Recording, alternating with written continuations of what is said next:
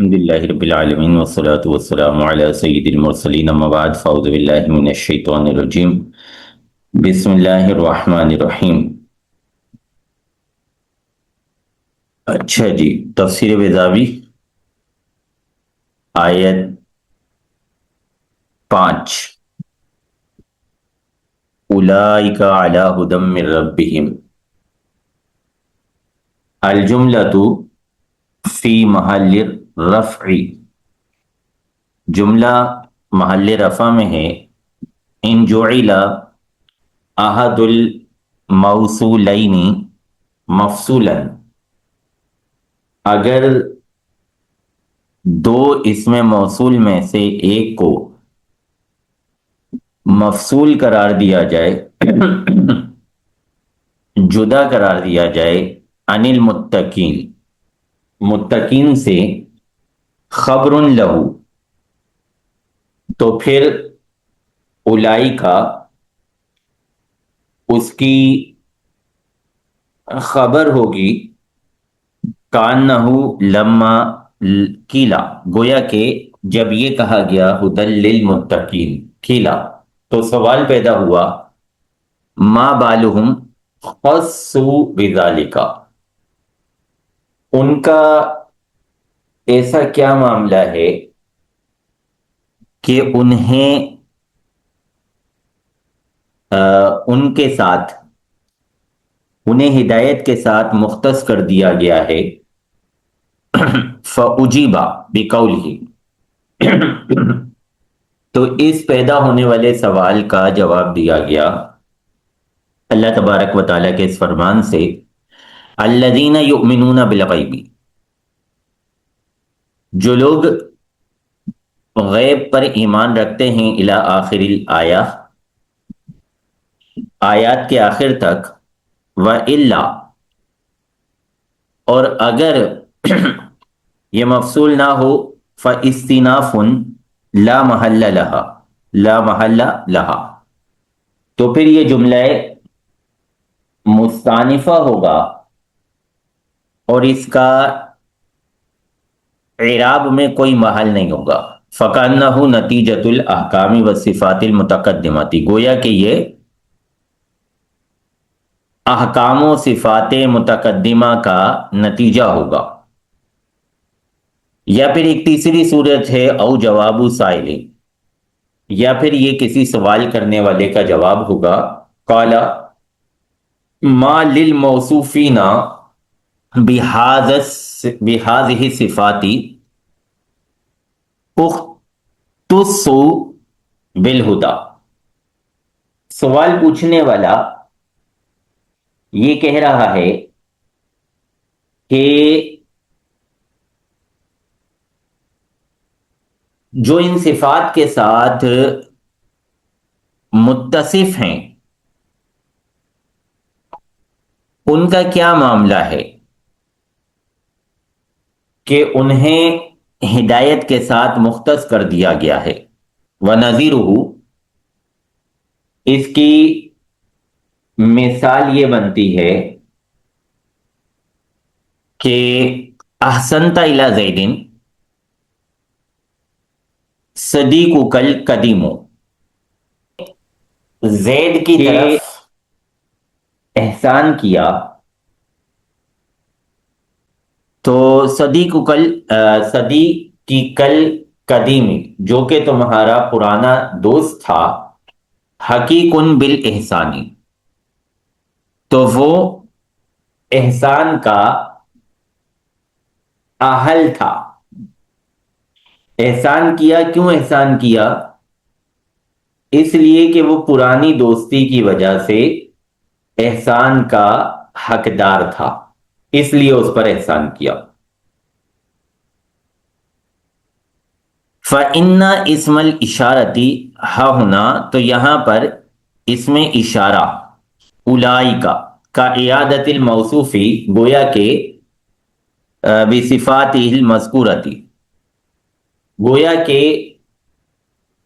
موصوف کا اعادہ کرنا ہے، موصوف کو دوبارہ لے کر آنا ہے جسے مذکورہ صفات کے ساتھ متصف کیا گیا ہے۔ وَهُوَ أَبْلَغُ، اور یہ زیادہ بلیغ انداز ہے، زیادہ اچھا انداز ہے من ان یستانفا، اس سے کہ ایک نئی بات کی جائے، بِإِعَادَةِ الْإِسْمِ وَحْدَهُ، صرف اس کے نام کا اعادہ کرنے کے ساتھ، لما فیہ، کیوں زیادہ اچھی بات ہے؟ کیونکہ موصوف و صفات کا اعادہ کرنے میں من بیان المقتدی و تلخیصہ، ایک تو جو ان کو انعام حاصل ہو رہا ہے اس انعام کے مقتدی، جو تقاضا کرنے والا ہے اس انعام کا استحقاق ان پر کیوں ہو رہا ہے، وہ اس کے اہل کیوں قرار پا رہے ہیں، اس مقتدی کا بیان ہے، اور دوسرا یہ کہ تلخی سے ہی ان کے خالص کرنے کا، اس صورتحال کے ساتھ ان کو مختص کرنے کا بیان ہے۔ فَإِنَّ تَرَتُّبَ الْحُكْمِ عَلَى الْوَصْفِ، کیونکہ حکم کا مرتب ہونا وصف پر، ایذان، یہ اعلان کرنا ہے، بِأَنَّهُ الْمُوجِبُ لَهُ، کہ یہ وصف ہی اس حکم کو واجب کرنے والا ہے۔ معنی الاستیلائی فی علی ہدن، علی ہدن کے اندر استیلا کا معنی تمثیل تمکنہم من الہدا و استقرارہم علیہ بحال من اعتل الشیء ورکبہ۔ علی ہدن میں استیلا کا مطلب یہ بنتا ہے، استیلا کا مطلب بنتا ہے تمثیل تمکنہم، ان کے ہدایت پر قدرت حاصل کر لینے کو مثال بنانا، و استقرارہم علیہ، اور ان کے ہدایت پر پختہ رہنے، مضبوط رہنے کو مثال بنانا، بحال من اعتل الشیء، اس کے حال سے جو کسی شے پر بلندی حاصل کر لے، ورکبہ، اور اس پر سوار ہو جائے۔ قد صرح بہ فی قولہم، اس بات کی صراحت عربوں نے اپنے اس مقولے میں کی ہے، امتطع جہل وغوا، کہ امتطل جہل وغوا، اس نے جہالت اور گمراہی کو سواری بنا لیا، و اقتعد غارب الہوا، اور وہ بیٹھ گیا خواہشات کے کوہان پر، وذالک انما یحصل باستفراغ الفکری، اور یہ اس وجہ سے ہے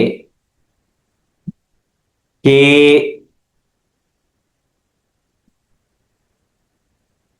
یہ ذالکہ، یہ جو ان کو مرتبہ حاصل ہوا ہے، انما، یہ صرف حاصل ہوگا باستفراغ الفکری و ادامت النظری،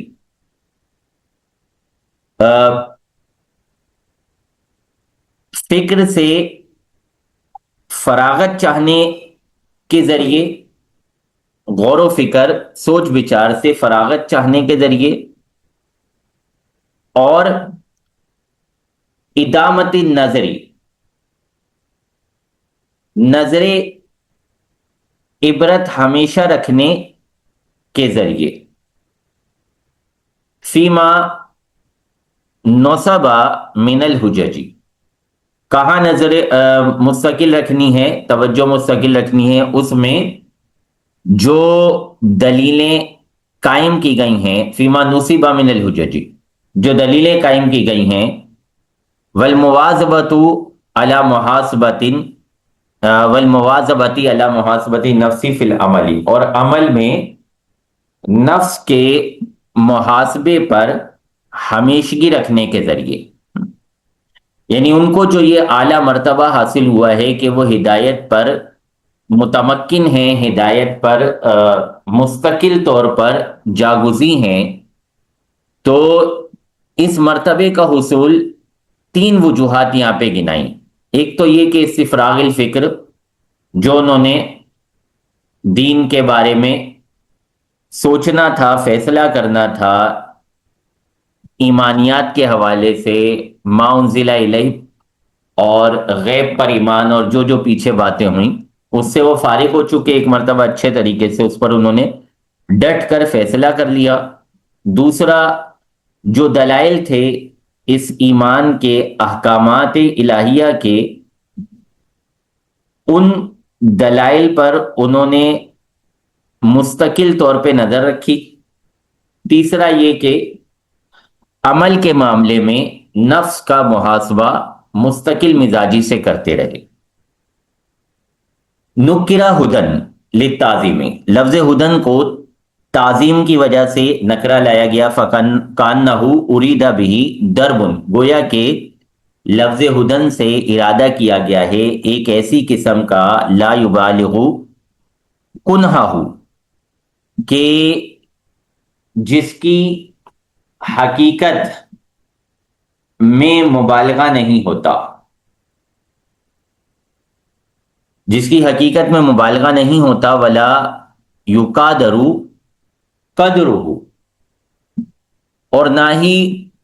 اس کی ہمسری کی جا سکتی ہے،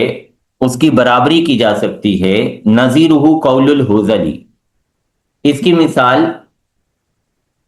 حزلی کا یہ شعر بنتا ہے، فلا و ابت طیر المربتی بالدہا علی خالد لقد وقعت علی لحم۔ اچھا جی، حزلی کہتا ہے کہ اے مخاطب، وہ بات نہیں ہے بلکہ پرندوں کے آبا کی قسم جو چاشت کے وقت خالد کی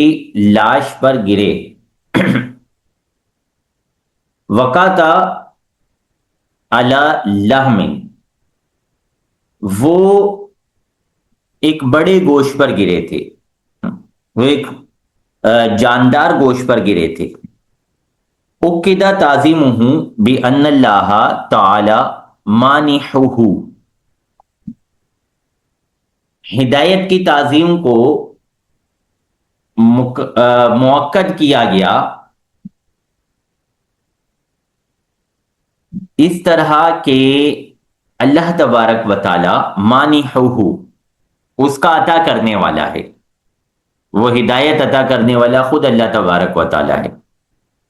والموفق لہ، اللہ تبارک و تعالی اس کی توفیق دینے والا ہے۔ وقد ادغمت النون فی الراء، اچھا جی، من ربہم میں نون کا را میں ادغام کیا گیا ہے، بغنۃ او بغیر و بغیر غنۃ، غنہ کے ساتھ اور بغیر غنہ کے۔ اولئک هم المفلحون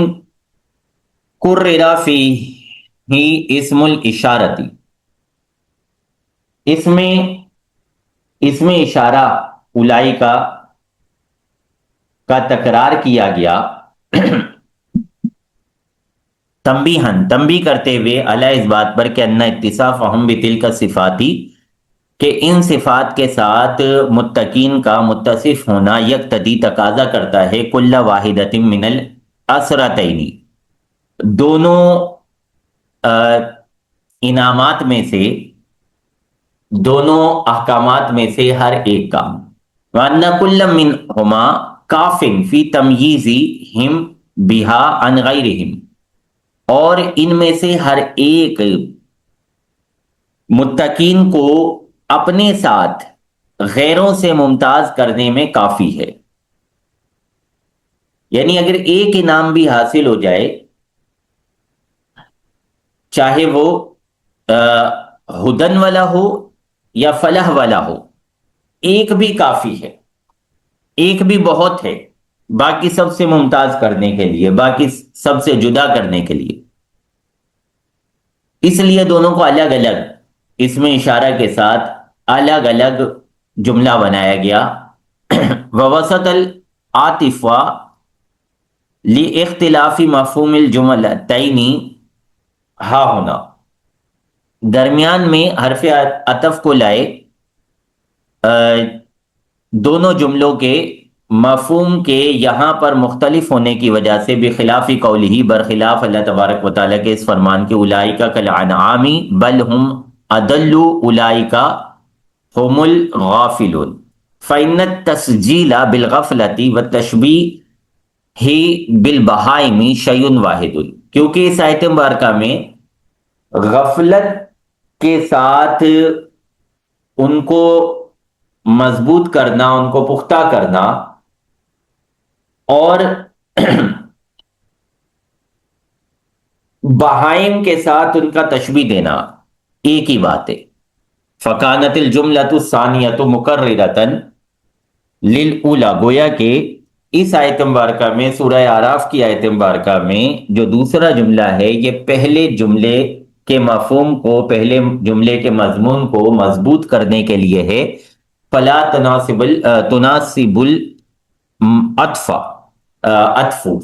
لہذا یہاں پر عطف مناسب نہیں ہوتا۔ وَهُمْ فصل یفصل الخبر عن الصفت، ہم ضمیر فصل ہے جو صفت کو خبر سے جدا کرتی ہے، جس سے یہ سمجھ آتا ہے کہ یہ خبر ہے، صفت نہیں ہے، ورنہ دونوں معرفہ ہیں تو موصوف صفت کا اندیشہ رہتا ہے۔ وَيُؤَكَّدُ النِّسْبَةُ، نسبت کو مؤکد کیا جاتا ہے۔ وَيُفِيدُ اختصاص المسند الیہ،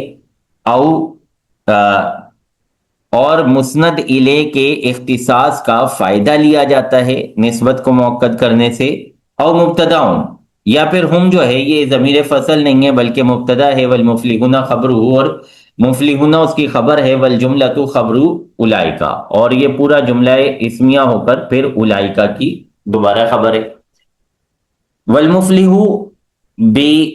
بالحاء والجیم الفائز بالمطلوب، مفلح ہا اور جیم کے ساتھ مطلوب کے ذریعے، مطلوب کے ساتھ کامیابی حاصل کرنا ہے، مطلوب کے ساتھ کامیابی کو پہنچنا ہے۔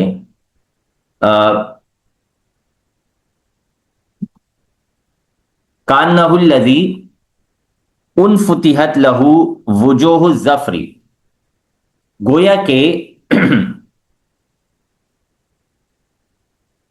اس کے لیے کامیابی کی صورتوں کو کھول دیا گیا ہے۔ وَهَذَا التَّرْکِیبُ وَمَا يُشَارِكُهُ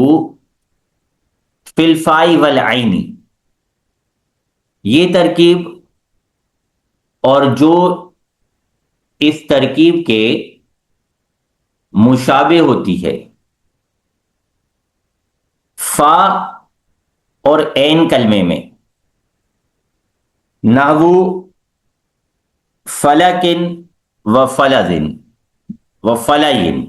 یدل علی الشک شکی والفتحی. تو اس طرح کی ترکیب جو ہے وہ چیرنے اور کھولنے کے معنی پر دلالت کرتی ہے. وتعریف المفلحین للدلالۃ علی ان المتقین هم الناس الذین بلغ کا انہم المفلحون فی الآخرۃ. مفلحین کو معرفہ لے کر آنا، اولئک ہم المفلحون، المفلحون کو معرفہ لے کر آنا دلالت کرنے کے لیے ہے اس بات پر کہ متقین وہ لوگ ہیں کہ جنہوں نے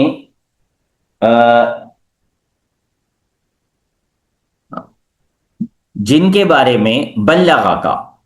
آپ کو یہ خبر پہنچ گئی ہے کہ انہم المفلحون فی الآخرۃ، کہ وہ آخرت میں کامیاب ہونے والے ہیں. اب الاشارۃ الی ما یعرفہ کل احد من حقیقت المفلحین او وخصوصیاتہم، یا پھر المفلحین کا الف لام جو ہے وہ اشارہ ہے اس بات کی طرف کہ ہر ایک جانتا ہے مفلحین کی حقیقت اور ان کی خصوصیات کو. تنبیہ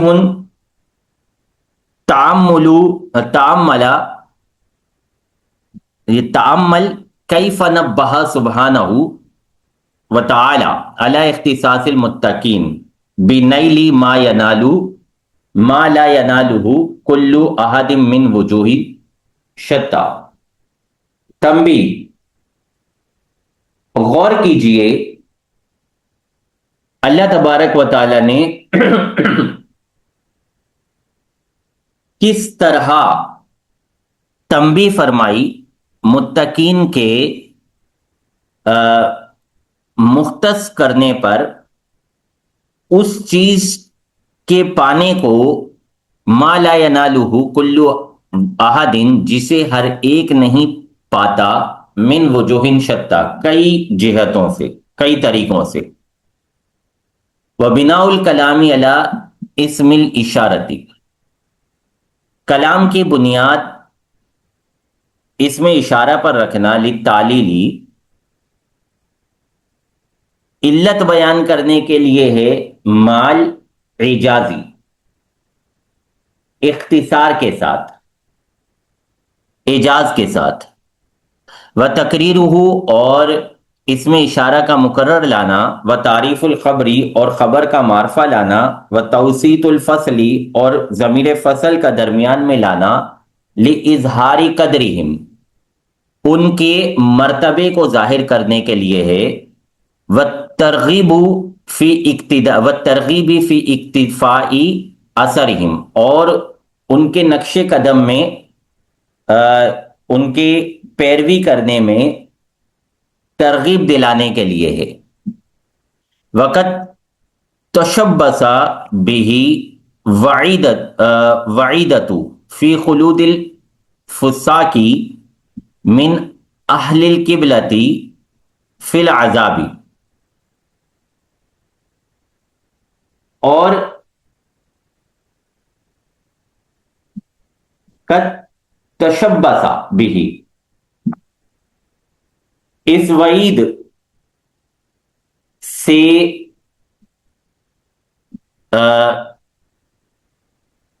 کہیں گے قد تشبث بہ، اس کے ساتھ وعید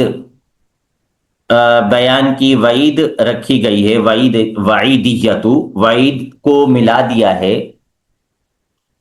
فی خلود الفساقی، فساق کے ہمیشہ رہنے میں، من اہل القبلتی، اہل قبلہ میں سے، فی العذابی، عذاب میں. اسی خوشخبریوں کے ساتھ اللہ تبارک و تعالی نے اہل قبلہ کے فساق کی عذاب میں ہمیشگی کی وعید کو بھی ملا دیا. ورد بأن المراد بالمفلحین الکاملون فی الفلاح، اور رد کیا گیا ہے اس بات کا کہ مراد مفلحین سے فلاح میں کامل لوگ ہیں، کامیابی میں کمال رکھنے والے ہیں۔ وَيَلْزِمُهُ عدم کمال الفلاحی، اور کامیابی کا کامل نہ ہونا یہ لازم ہوگا لمن اسے لیسا علی صفتہم، جو ان کی صفات پر نہ ہو، لا عدم الفلاح لہو رأسن، نہ کہ اس کے لیے فلاح ہوگی ہی نہیں، جو ان کی صفات سے متصف نہ ہو اس کے لیے فلاح ہی نہیں ہوگی، ایسا نہیں ہے، بلکہ اس کے لیے کامل فلاح نہیں ہوگی۔ چلیں جی یہاں تک رکھتے ہیں۔